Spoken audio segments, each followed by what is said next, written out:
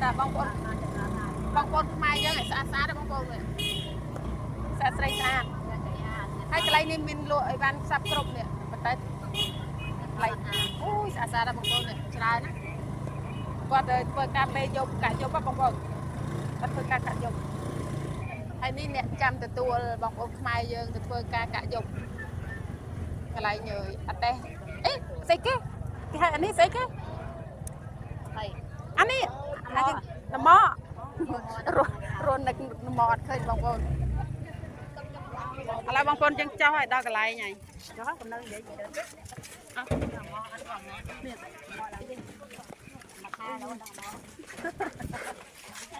រននឹកនំអត់ឃើញ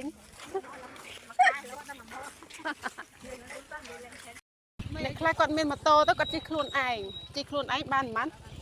ជិះខ្លួនឯងនៅក្រៅពីផ្ទះក្រុមហ៊ុនបាន$7បងប្អូនអើយ